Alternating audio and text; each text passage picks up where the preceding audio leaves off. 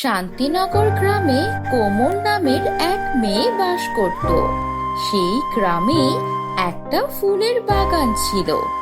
কোমল ও তার বান্ধবীরা সেই ফুলের বাগান থেকে ফুল তুলে শহরে গিয়ে বিক্রি করত। প্রতিদিন খুব সকালবেলা উঠে তারা ফুল তুলতে যেত। এরপর শহরের উদ্দেশ্যে রওনা হতো। শহরে গিয়ে সেই ফুল বিক্রি করে যে কয় টাকা লাভ হতো তা দিয়ে তারা তাদের পরিবারের সাহায্য করত। এভাবেই দিন যাচ্ছিল।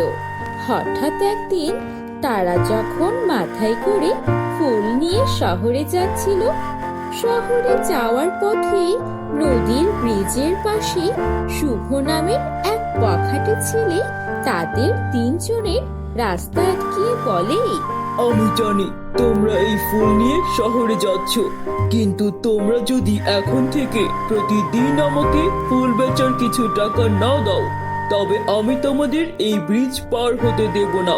এই কথা শুনে তারা তিন বান্ধবী অবাক হয়ে যায় আর বলে, আরে আমরা সকাল সকাল উঠে বাগানে গিয়ে কত কষ্ট করে ফুল তুলে আনি, তারপর পায়ে হেঁটে এত পথ পাড়ি দিয়ে শহরে গিয়ে বিক্রি করি, আর এত কষ্টের পর কয়েক টাকা লাভ হয়, আর সেই টাকা যদি তোমাদের দিয়ে দিই তাহলে আমাদের লাভ কি করে হবে?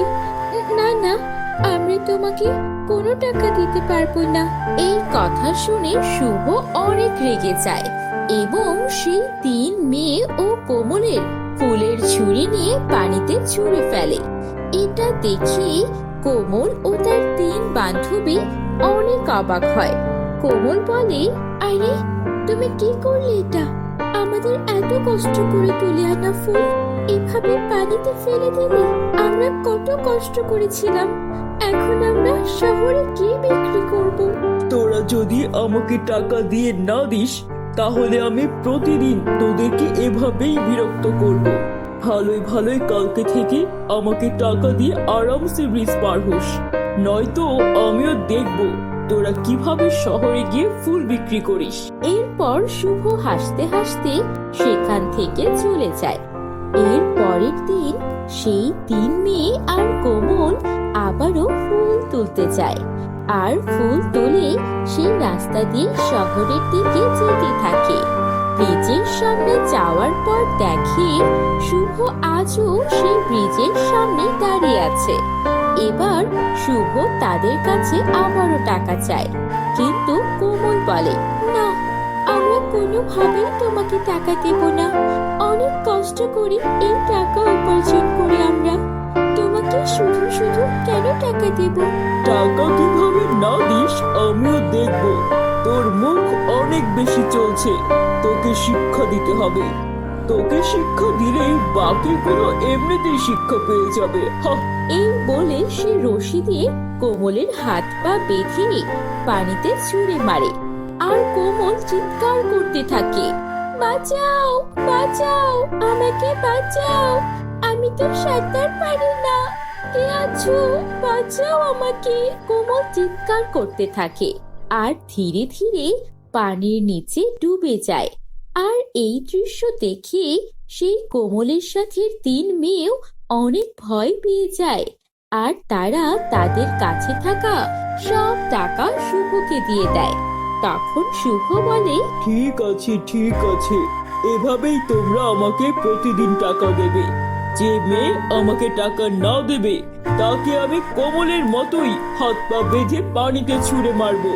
আর এখানে যা হয়েছে সেটা কাউকে বলবে না, বললে একদম ভালো হবে না। হা হা হা হা হা। এই বলে সে হাসতে হাসতে চলে যায়। আর অন্যদিকে কোমল পানিতে ভাসতে ভাসতে পরীদের রাজ্যে চলে যায়। পরী রাজ্যের এক পরী কোমলকে দেখে এবং সে তার জাদু শক্তি দিয়ে কোমলকে পানি থেকে বের করে। এরপর কোমলের হাতে এবং পায়ের বাঁধন খুলে তাকে জিজ্ঞেস করে, কি হয়েছে? তুমি এভাবে পানিতে ভাসছিলে কেন? তখন কোমল শুভর ব্যাপারে সবকিছু পরীকে খুলে বলে যে কিভাবে শুভ ওকে আর ওর সাথীদের টাকার জন্য বিরক্ত করত আর টাকা না দেওয়ায় তাকে মারার জন্য পানিতে ফেলে দেয়। তখন পরী বলে, আচ্ছা, এই জন্যই তুমি এভাবে পানিতে ডুবে যাচ্ছিলে। শুভ বদমাস ছেলেকে এখন একটা উচিত শিক্ষা দিতে হবে, যাতে সে অন্য কারো ক্ষতি করতে না পারে। ঠিক আছে, আমি তোমাকে সাহায্য করব।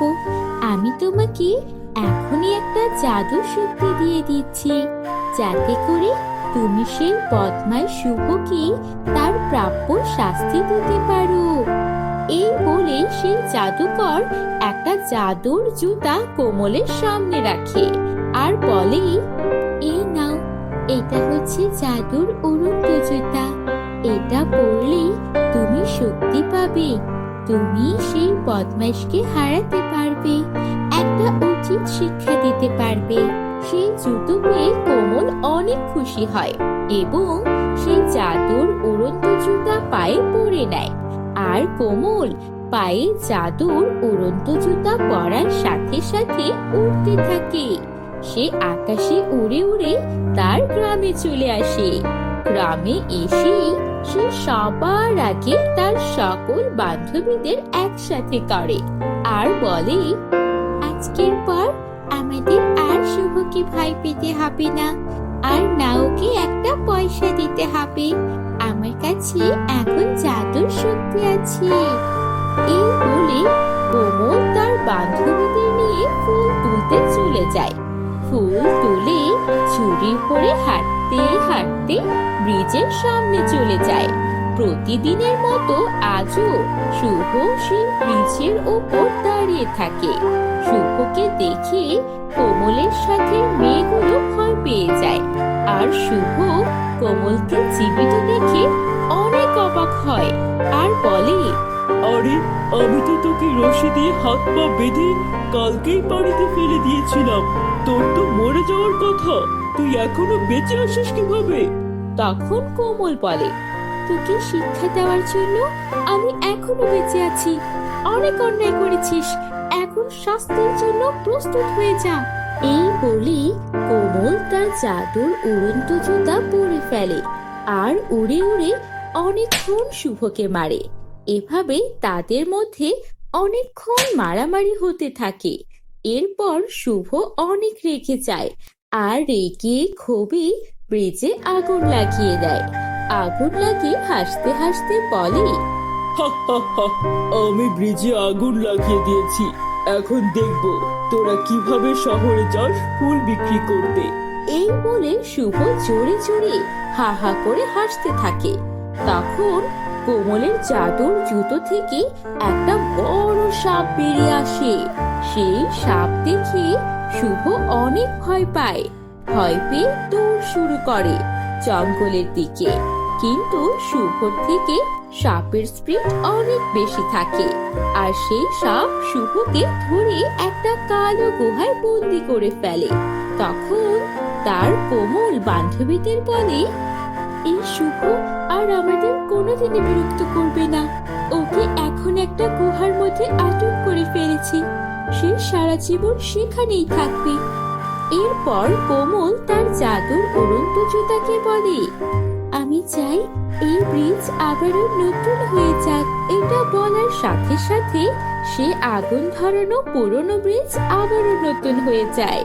এটা দেখে তার বান্ধবীরা খুব খুশি হয় আর তারা হাঁটতে হাঁটতে শহরে চলে যায়।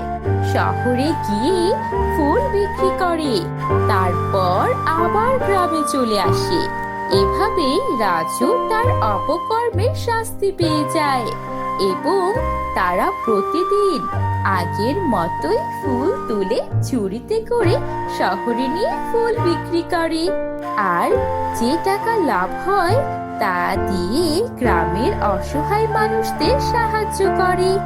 আর এভাবেই তারা সুখী শান্তিতে দিন কাটাতে থাকে। তো বন্ধুরা, কেমন লাগলো তোমাদের আজকের গল্পটি? অবশ্যই কমেন্ট করে জানাও, আর ভালো লাগলে একটা লাইক করে দাও। যারা এখনো আমাদের পমপম টিভিকে সাবস্ক্রাইব করনি, জলদি সাবস্ক্রাইব করে নাও আর দেখতে থাকো মজার মজার জাদুর সব গল্প। সবাই ভালো থেকো।